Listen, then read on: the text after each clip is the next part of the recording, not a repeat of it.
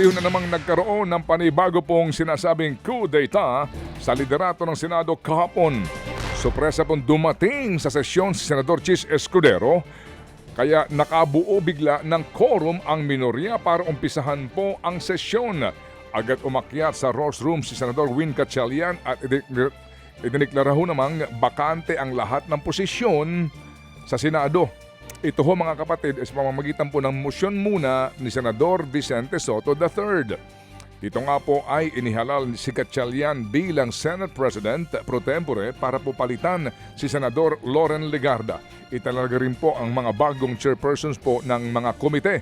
Nangyari yan sa ikatlong araw po kung saan no-show pa rin si Senate President Alan Peter Cayetano at ang kanyang mga kaalyado.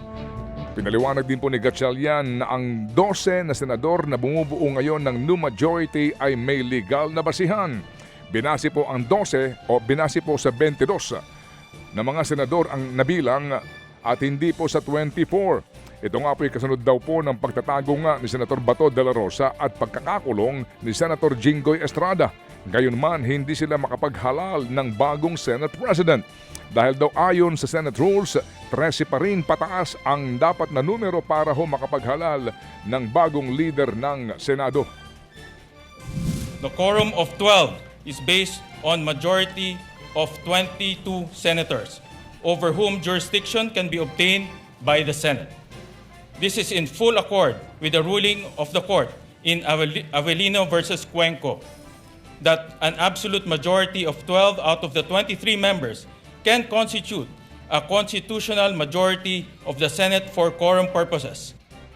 Yan po ang tinig ni Senate President pro tempore Win Gatchalian. Samantala, nanindigan po si Senator Alan Peter Cayetano na siya pa rin ang lehitimong Senate President. Kasunod po yan ang tinawag niyang iligal na kudeta ng grupo ni na Senator Win Gatchalian. Ang giit po ni Cayetano, hindi raw sumusunod sa saligang batas ang computation ng grupo ni na Senator Win Gatchalian para mailuklok siya bilang bagong Senate President pro tempore.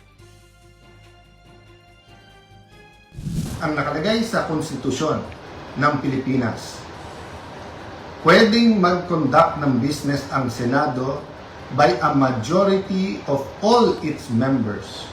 Ang majority po ng 24 ay 13 po.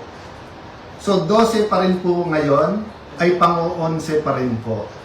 Dahil sa ating konstitusyon, sa ating rules of the Senate, kailangan pong 13. Unang sinabi ni Cayetano na handa siyang bumaba sa pwesto kung makabubuo ng 13 ang mga gustong mapalitan siya bilang Senate President. Gayunman, wala raw sapat na basihan para magtalaga ng acting Senate President dahil hindi siya nag-resign o kaya'y umalis sa pwesto. Tinabla rin ni Cayetano ang alegasyon na siya ang nagdudulot ng pagkaantala sa trabaho ng Senado. Kasunod naman ito, nanawagan po ang senador na mag-prayer vigil ang taong bayan sa Senado ngayong araw. Yung pong binabanggit ni Ginoong Cayetano, yun nga po ngayon ang contentious issue, no? Yung interpretasyon doon. Kaya din po, mamaya nga liliwanagin po natin yan. Yun hubang bilang ngayon ay talagang 24 o 22 na lamang. Yan po yan para po ma-establish mo yung majority para magkaroon po ng sinasabing quorum. Samantala po naman, nagkaroon din po ng palitan sa pagiging chairperson ng komite ng lahat ng komite sa Senado matapos nga po maglungsad ng coup d'etat ang minorya kahapon. Kabilang po sa napalitan ay si Senate Blue Ribbon Committee Chairperson Pia Cayetano na ngayon po daw ihahawakan na ang Blue Ribbon nitong si Erwin Tulfo. Mapupunta ho naman ang Committee on Finance kay Senator J.B. Ejercito, Defense and Security ho naman kay Tito Soto, Public Order and Dangerous Drugs kay Senador Ping Lacson, habang Public Service naman kay Rafi Tulfo. Ibinalik po ang Education at Agriculture Committee kay Senador Bam Aquino at Kiko Pangilinan. Committee on Health naman ang ibinigay po ulit kay Senador Risa Ontiveros, habang Games and Amusement po ang nakay Lito Lapid. Urban Planning po naman ang kay Chis Escudero at Committee on Foreign Relations para po naman kay Senador Mig Zubiri. Samantala, inanunsyo naman ni Senate President Pro Tempore Win Gatchalian na work from home muna ang pasok ng lahat ng empleyado ng Senado ngayong araw.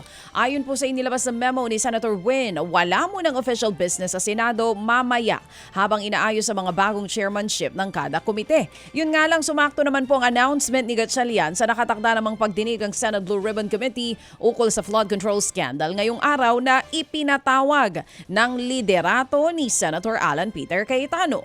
Ang giit ni Cayetano, siya pa rin ang lehitimong Senate President kaya tuloy ang pagdinig mamaya. Binalaan din niya ang grupo ni Gatchalian na posible raw mauwi sa constitutional crisis kung ipapadlak ang Senado.